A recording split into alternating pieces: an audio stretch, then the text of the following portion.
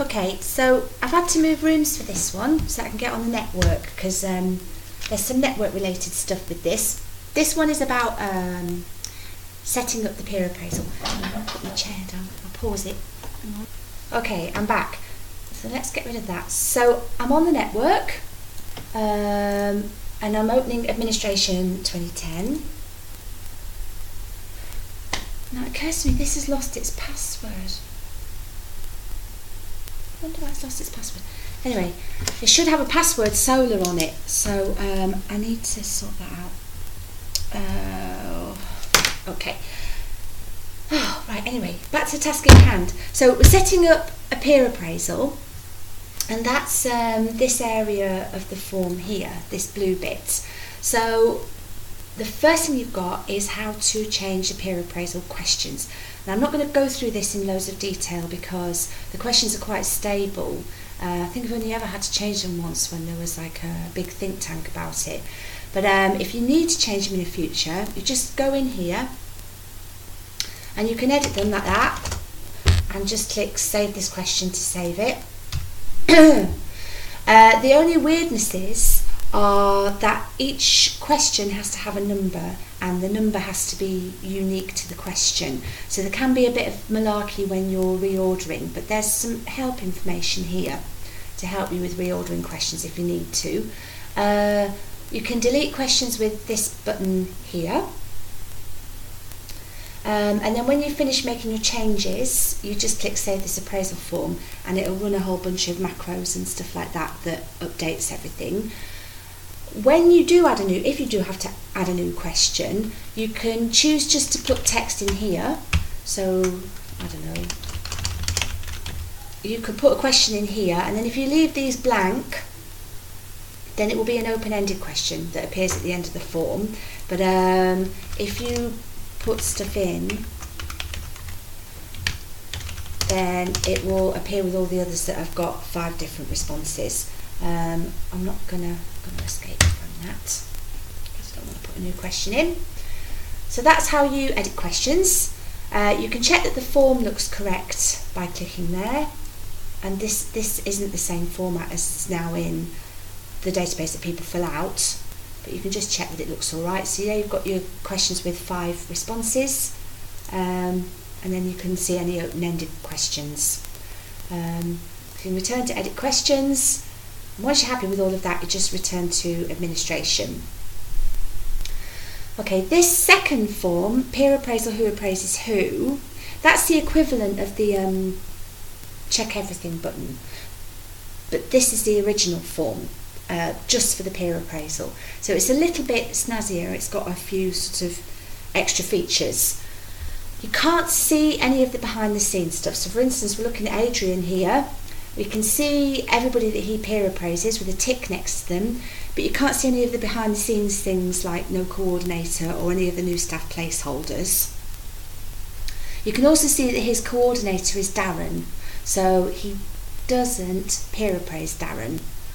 I think Lucy's been taken out because she's been on maternity, so that's another thing. When somebody comes back from maternity, you have to go through all of this and put all their ticks back in, because I will have taken them out. I'll do that for you for Lucy before I hand it over. So you can just move through the people like this. If they're a coordinator, you'll see who they coordinate here. So you can, but Lucy's got all, actually let's put Lucy's back in while we're here. So Lucy's going to coordinate everybody in the list actually, so I can just click that, but she's not going to peer appraise you because she coordinates you, and I'm presuming that Kathy's going to be her coordinator, so I'll remove Kathy's tick as well. Okay, so that's how it works obviously. If you want to jump to somebody in particular, you would just, oh, the new staff are in there, oh well, you would just click on them in that drop down. Okay, so it's basically the same thing as just checking that all the who appraises who data is sound. Then you return to administration. So you've checked the staff list, you've checked the questions, you've checked who's appraising who, and that all of that is sound. Once you're happy with everything, you have to reset the peer appraisal with this button. and it will tell you if there's any old stuff, it's going to get rid of it all. So usually before I do this, I make a backup copy of the database, so that we've got the old stores, just in case Rudy comes back to you 5 years down the line and says he needs his appraisal results from 2005 or whatever. Then you've got the backups there. So you're about to delete all the peer appraisal scores. Yes, I'm sure. Click OK, and then it runs through a whole load of stuff. I can't even remember what it does. And it's all been deleted. And then you put in the new period. So we'll say that this is to, I don't know, July 2013. And you click here to update.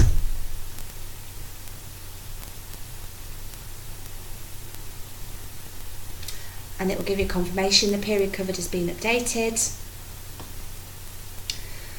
And then you need to update all the databases. Now this is where all the changes that you've made to the staff list and who appraises who gets updated. So it's really important that you do this. So you click update all databases, and it runs through some stuff. There's like action queries and macros in the background that I honestly don't remember, and I'd have to go back and look at them. Okay, when it's finished, it then tells you that you also have to update blank MDB and results MDB in the peer folder. Blank is the database that people get emailed. That's the one that they fill out. Results is the one that they get the results in, obviously. So you click OK. So you then have to go back to the appraisal database folder. You go into the peer subfolder. Here's blank. So you double click blank.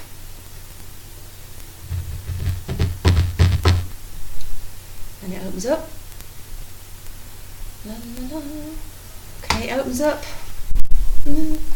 And see this little blue square down here? That's where you get into the administrator stuff. So you click that, and it will ask you for a password. So you put SOLAR, SOLAR. Click the button. And then here it says update database with latest staff information. Sorry, I'm just distracted. I can't remember what that is. Okay, so update database with latest staff information.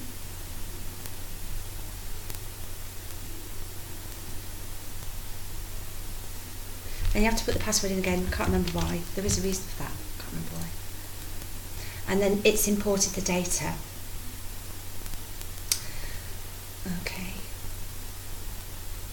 Now I'd forgotten that I'd put this in, and I'm not sure it's working. Let's go for administrator chooses staff names, because I know that that's the one that I normally use. So administrator chooses staff names. Yeah, okay. Okay, protect database. I'll go through that in another video. Password, protect database. Okay. And then you can close a database. This I'm not going to do because there's a bit more to say about that. So I'm not going to do. So I'll close the database here. And that should be blank updated. You then need to open results as well.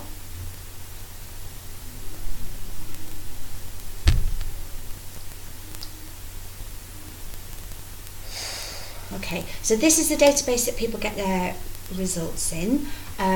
This blue button is the administrator. So you click that, you do SOLAR, click that, and you update the database with the latest information. It does that. And it tells you that it's been imported. Put the password in again, SOLAR, and then that's done. So you can just close results down. Okay, so you've now updated everything, the main database, the database that people fill in, and the database that people get the results in. Okay, and that's how you set up the peer appraisal.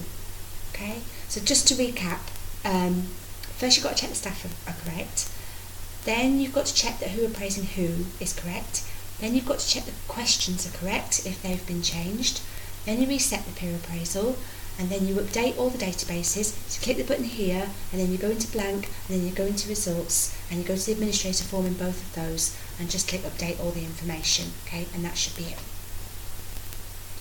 And our next video is, I'm sorry Johnny, I'm being a bit stuttery. So I've set up a peer appraisal. Okay, the next one is how you send it out. Okay.